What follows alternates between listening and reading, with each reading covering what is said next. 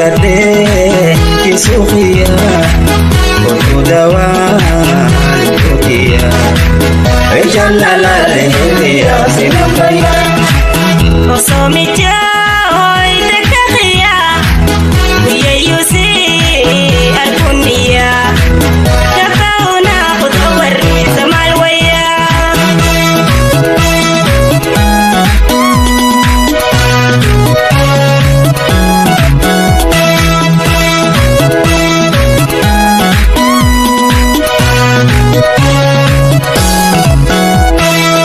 Jalato jalale umena saba Adunya rasi male malan kaba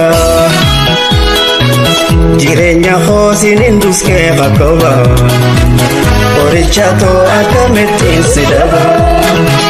Jala ko jalale ana saba Jalali khadara narkana kaba Iqawara kabi arkana kaba Na ofsime anu sindi suba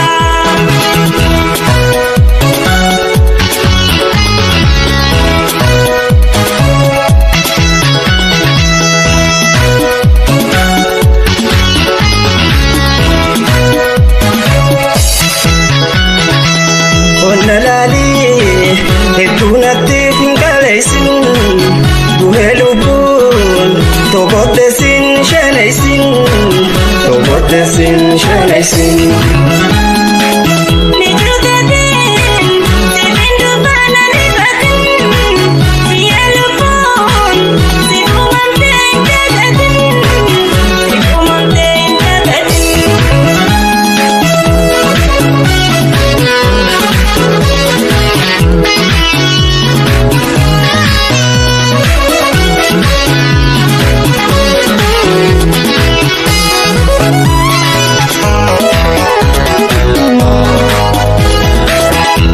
Sadde kisufiya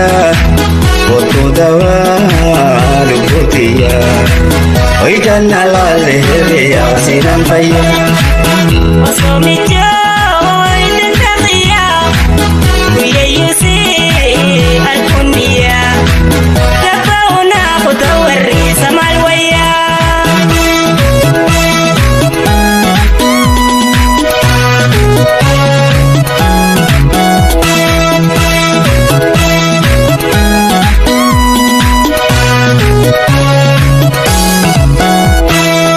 Jalalti teni gaita wana mutte Osonte muchara konar rafite Bika jirtu khate osona rufte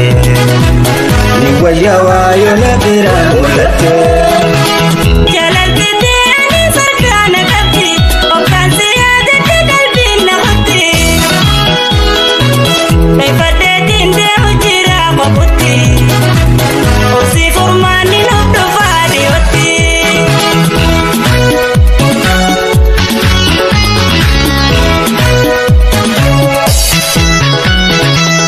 Onalali edukanan nande baisin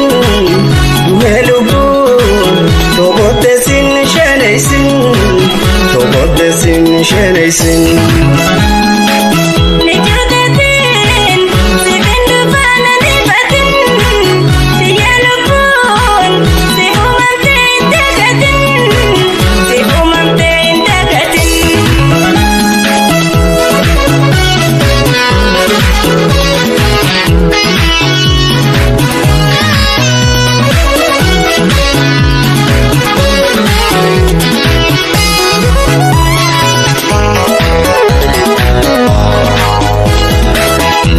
Sadde kisufiya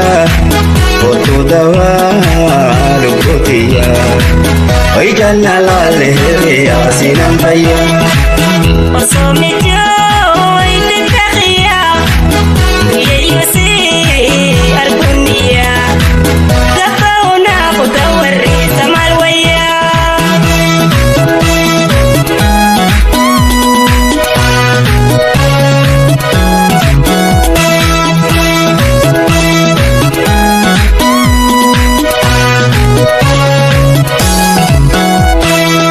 Alkan abjun dufta habu hinabtu olka usiin arkuna biiran jirtu gammachiiftuu tooyaataan na rakkiftu adau jettee kun tokko naaf hin dhuftu. Yoo jaalala albuurraan si fedha hookaan si yaadattee bishaan na huda xiqa warraa duuba kamiin hin godha tahee geree lubbuu sifiin hin godha.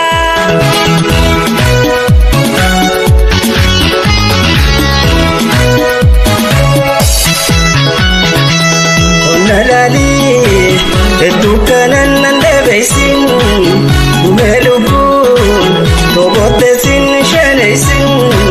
tokkotteessin shanaysin.